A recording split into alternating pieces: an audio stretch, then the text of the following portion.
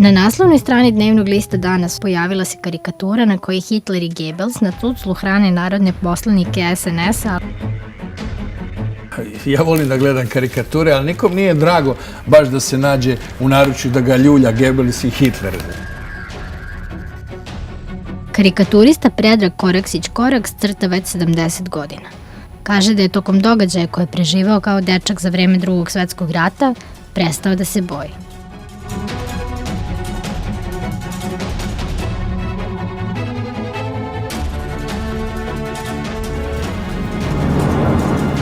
Ko su psi? Šta ilustruje naslovnica ilustrovane politike, a šta šou urednika informera na konferenciji Opozicionog saveza? Vas nije sramota što hoćete da novinar idu u zatvor, ljudi. Ste vi normalni? A to Tito nije radio. Na naslovnoj strani dnevnog lista Danas od 9. novembra ove godine pojavila se karikatura na kojoj Hitler i Goebbels na tuclu hrane narodne poslanike SNS-a Aleksandra Martinovića i Vladimira Orlića. Neki su u liku Adolfa Hitlera prepoznali predsjednika Srbije Aleksandra Vučića. Njega, međutim, na toj karikaturi nema.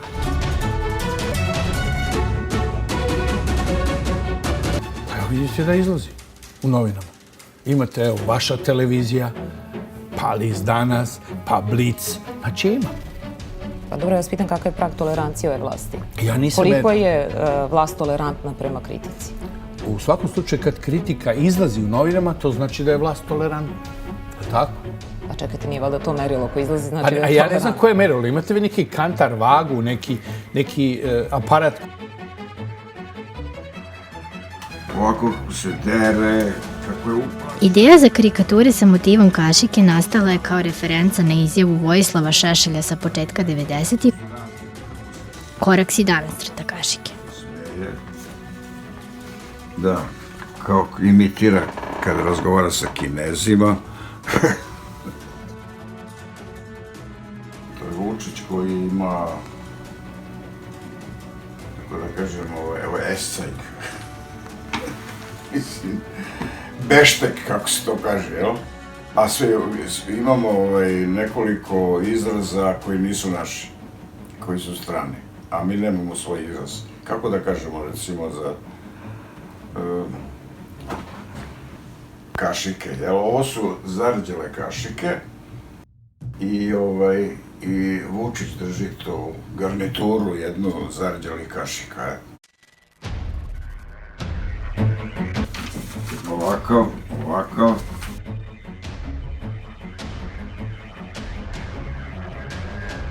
Ko nije Hitler? I uopšte cijela ta reakcija. Vi ste rekli na ovom skupu da je to prvi put da je neko na taj način reagovao na neku vašu karikaturu i da se... Mislim, šta ste mislili? Da samo da se neko prepoznao ili... Imao sam ja raznih reakcija, mislim, ali eto, mislim, šta ne znam, ovo su bile javne, ovako, mislim, kao ovaj što je rekao. Milošević mahao mojom karikaturom i pokazivo Holbruku i sa rečima, eto, ovaj karikaturista nije uhapšen. Sad je on je hteo sada navede da je ovo u stvari bila neka vrsta cenzure, pa jeste, bila jedna, mislim, ali nije to bio takav slučaj. Dosta se to promenilo, mislim, ja sam čitav taj period, kako da kažem, 70 godina skoro 70 godina se bavim ovim poslom. Znači, ja sam imao 17 godina kad sam nacrtao prvu karikaturu i naravno za vreme Tita to nije bilo moguće, mislim, crtati likove, a to sam uvek želeo i tako da sam ja tek dobio šansu na neki način kad su se pojavili ovi nezavisni listovi posle Titove smrti. Sve u glavama im je ostalo isto sve, mislim, nije se ništa promenilo. Ima takvih likova koji su negde bili, koji su bili zaista onako proskribovani, na neki način su bili sklonjeni, jer su za vreme Miloševića bili onako, stvarno su bili neke perjanice, pa su im smenjeni, tako da je onako kad osete, jedan put se vrate, kao ovaj slučaj sa ilustrovanom politikom, to negde čuče u nekom zapečku i kad osete da je pogodna atmosfera, eto ih i odmah isklijaju. I satira ima svoju granicu. Ne možete, znači, neko... Čekajte, nema nigde predsjednika na toj karikaturi. Ali se na neki način dovodi u vezu. Kako se dovodi? Pa dobro, sad vi to...